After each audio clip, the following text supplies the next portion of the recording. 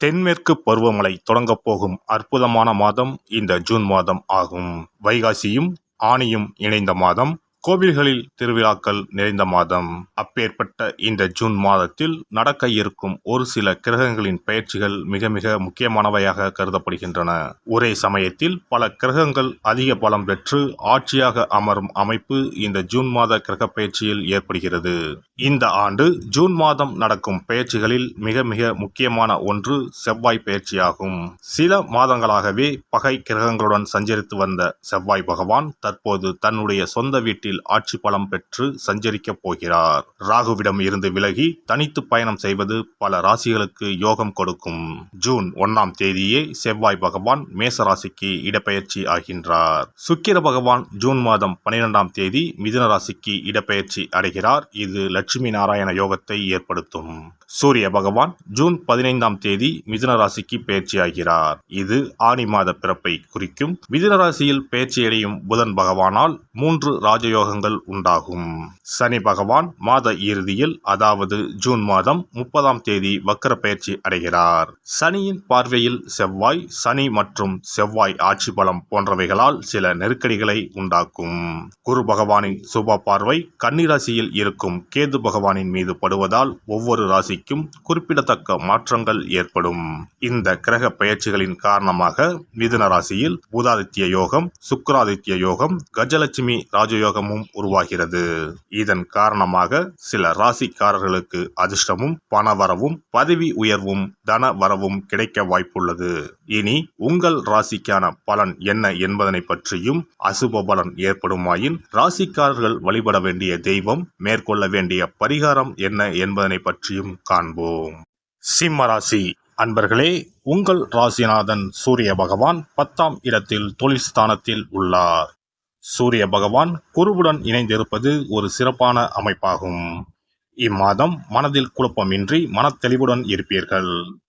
இதுவரை இருந்த தடுமாற்றம் இருக்காது. எண்ணிய ஆசைகள் நிறைவேறும். நல்லது அதிகம் நடக்கும் மாதமாக இம்மாதம் இருக்கும்.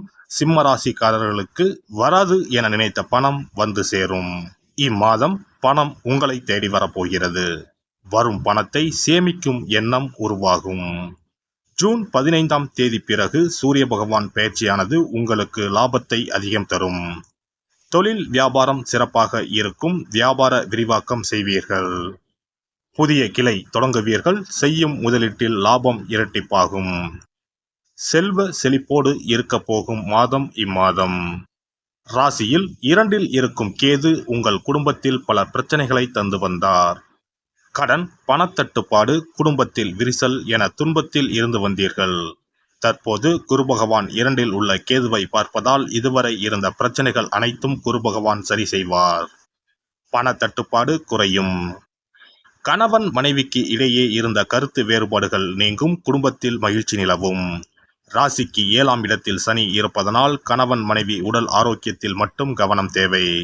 சிறு சண்டைகள் வரலாம். விட்டு கொடுத்து செல்வதால் நன்மை உண்டாகும். பேச்சில் கவனம் தேவை. கூட்டுத் தொழில் புரிவோர் சற்று கவனத்துடன் இருக்க வேண்டும். நண்பர்களோடு அளவோடு பேசுவது நல்லது. இம்மாதம் நண்பர்களுக்கு எவ்விதமான பண உதவியோ ஜாமீன் கையெழுத்தோ போட வேண்டாம். மீறி செய்தால் பாதிப்பு உங்களுக்குத்தான். திருமணம் ஆகாத ராசிக்காரர்களுக்கு இம்மாதம் திருமணம் கைகூடி வரும். நல்ல வரன் அமையும். 9ஆம் அதிபதி செவ்வாய் பகவான் 9ஆம் இடத்தில் இருப்பதனால் தந்தையின் உதவியும் அவரால் அவர் வழி பூர்வீக சொத்தும் கைக்கு வரும். அதிர்ஷ்டம் தேடி வரும் அற்புதமான மாதமாகும். வேலை தேடுவோருக்கு நல்ல வேலை அமையும். வேலை மாற்றம் உண்டாகும். இடமாற்றம் உண்டாகும். அரசாங்க வேலைக்கு காத்திருப்போருக்கு நல்ல செய்தி வந்து சேரும்.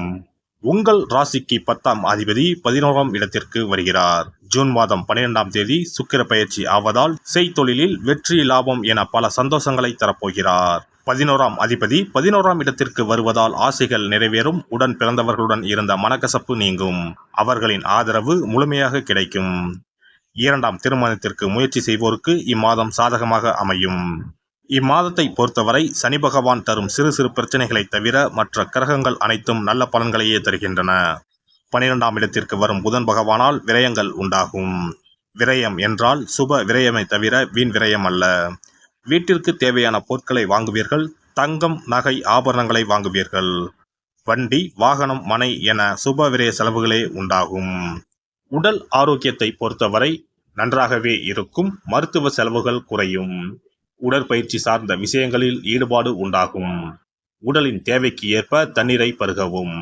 பெண்களை பொறுத்தவரை இம்மாதம் புதுவிதமான இடங்களுக்கு சென்று வருவதற்கான சூழல் அமையும். பேச்சுகளில் நிதானமும் பொறுமையும் வேண்டும். பாக பிரிவினைகளில் எதிர்பார்ப்புகள் நிறைவேறும். பலதரப்பட்ட மக்களின் அறிமுகம் கிடைக்கும். நபர்களின் தன்மைகளை அறிந்து பழக்கம் கொள்ளவும். பழக்க வழக்கங்களில் சில மாற்றங்கள் ஏற்படும். புதிய முயற்சிகளில் சாதகமான சூழல் உண்டாகும். தம்பதிகளுக்கு இடையே புரிதல் அதிகரிக்கும். மாணவர்களுக்கு அடிப்படை கல்வியில் இருந்து வந்த குழப்பம் விலகும். பெரியோர்களின் ஆலோசனைகள் மற்றும் ஆசிரியர்களின் வழிகாட்டுதல் நல்லதொரு மாற்றத்தை ஏற்படுத்தும். ஆராய்ச்சி கல்வியில் சாதகமான பலன் கிடைக்கும். வெளியூர் மற்றும் வெளிநாடு சென்று படிப்பது சார்ந்த எண்ணங்கள் சிலருக்கு கைகூடும். உயர்கல்வியில் எதிர்பார்த்த மதிப்பெண்களை பெறுவீர்கள். அரசியல்வாதிகளுக்கு தோற்றப்பொழிவில் மாற்றம் ஏற்படும். நுட்பமான சிந்தனைகளால் ஆதாயத்தை பெருக்கிக் கொள்வீர்கள். மறைமுகமான சில வருமானங்கள் மேம்படும். அவ்வப்போது சிறு சிறு வதந்திகளும் வழக்கு சார்ந்த பிரச்சனைகளும் ஏற்படும். தொண்டர்களின் எண்ணங்களை அறிந்து செயல்படுவது நல்ல மதிப்பையும் மரியாதையும் ஏற்படுத்தி கொடுக்கும். எதிலும் திருப்தி இல்லாத சூழ்நிலை ஏற்படும். இம்மாதம் மேலும் சிறப்பாக அமைய செவ்வாய்க்கிழமை தோறும் நல்லெண்ணெய் தீபம் ஏற்றி துர்க்கை அம்மனை வழிபாடு செய்து வர மனதளவில் இருந்து வந்த குழப்பமும் சஞ்சலமும் குறைந்து தெளிவு பிறக்கும். சிறப்பு பரிகாரங்கள். கோதுமை மாவினால் சிறு சிறு உருண்டைகளாக 7 அல்லது 14 அல்லது 7 மடங்குகளில் உருண்டை செய்து கொள்ளவும். குங்குமத்தில் கொஞ்சம் நீர் விட்டு அதை வன்னி குச்சி அல்லது மாதுளை மர குச்சியால் தொட்டு கோதுமை உருண்டையில் ஸ்டீம் என்று எழுதி அதை குளம், ஆறு அல்லது கோவில் தெப்பக்குளத்தில் உள்ள மீன்களுக்கு போடவும். எழுதிய பின்னர் ஸ்டீம் என்பது அழிந்துவிட்டாலும் பரவாயில்லை.